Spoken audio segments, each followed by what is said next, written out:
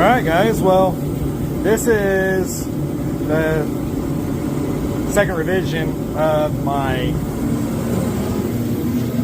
catch can bracket.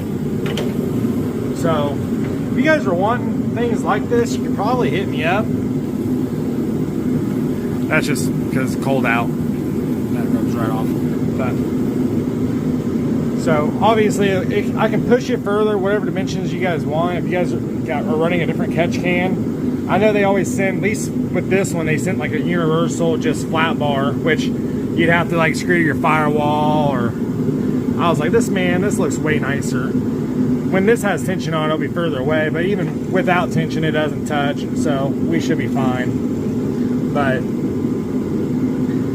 this one's the same orientation, should put it in the same location, just I had to modify it because it's blocking my vent tube there for my Coolant crossover on the LS.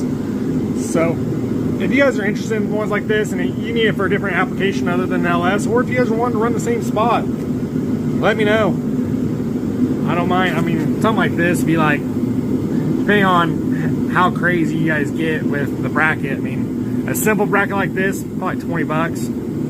And I can even, you know, put something cool in there. Like mine's gonna say Cuddy because it's going in the Cuddy. So, but yeah, we'll finish up the video with me replacing this. I got to pull the water pump off anyways, so I can route that Coolant crossover. So I was kind of making it all a one-in-one video.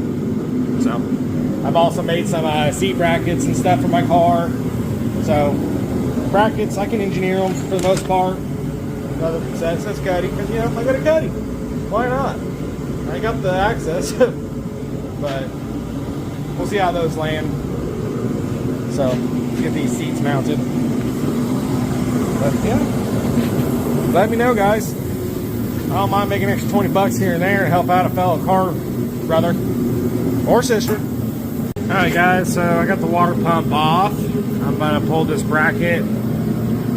Go ahead and make my bolts loose. So I can just take these off right here. Oh, top ones. Take the top ones off. I'm just going to set this off to the side so we can flip-flop the brackets around.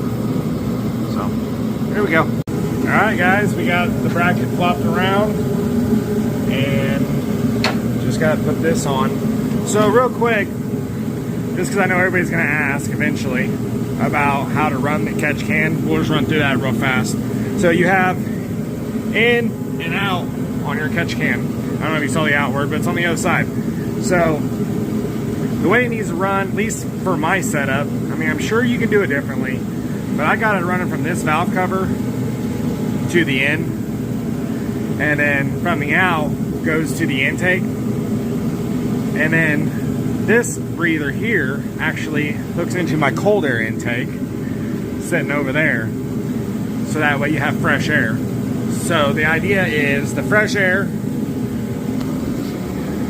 comes through the intake, goes into this valve cover, helps push some of the crank pressure out of this valve cover, which it comes out and goes to the catch can in case there's any oil in there, catches the oil, separates the oil from the air, and then sends the air back into the motor. That's how I understand it. So correct me if I'm wrong, but that's the way I'm setting mine up. So more or less this video is about the bracket that I'm making here, and there it is. It's made. So we just got to make this connection here, but if I put that on, it's going to make that a pain in the butt to change. So I got to change that out so I can put a vent tube on it. So I'm going to go ahead and flip-flop that and hook that on, and then the video is going to be pretty much done for this one. Alright guys, we got the old catch can back on. Everything looks pretty good with that. Got the water pump, I'm just holding it in place right now. So I got the vent tube in for the crossover. Now I was going to tap right there, because that is a coolant jacket. You can get to coolant right there. But I'm afraid that if I tap right there, that my stem's going to stick up too high. I don't know, I might just maybe I cut the tips down a little bit so I can give a little more roll in the hose. But I'm considering tapping here on the water pump, or I'm thinking about tapping on the backside, not on that flat part, because there's no, that's all solid, but right in this back corner, I'm thinking about tapping. So it's one of those two spots, but catch can's done. That was the main focus here. So, but I'll make another quick small video after this as a wrap up, and hopefully this water pump will be done. But it's looking good, guys. Freaking excited, ready for this thing to run. All right, guys, here it is. We're done. We finished it up. So got the water pump back on. I just got to put the thermostat housing on, but I don't think you guys need a video on that. I broke a bolt over there. But so we got to run to Ace Hardware and get a new bolt. But anyways, brackets installed. We're good. It clears the vent tube now. I'm not in love with that hose. Don't judge me too much there. I put that hose clamp on to try to help. The hose was trying to collapse. So that's not permanent. We're going to change that up at some point, but this gives you the concept. It's tapped into the water pump. I like the location because it's such a straight shot. More or less, I think I'm going to probably pull this fitting out and just kind of cut a barb off, and maybe that'll help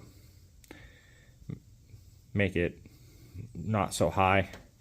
But anyways, it is what it is. It's done for this video.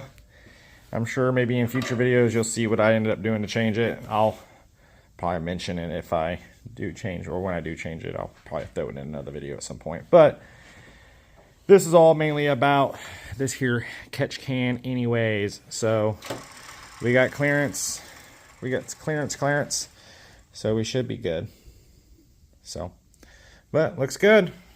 All right, if you guys have any questions, feel free to comment away.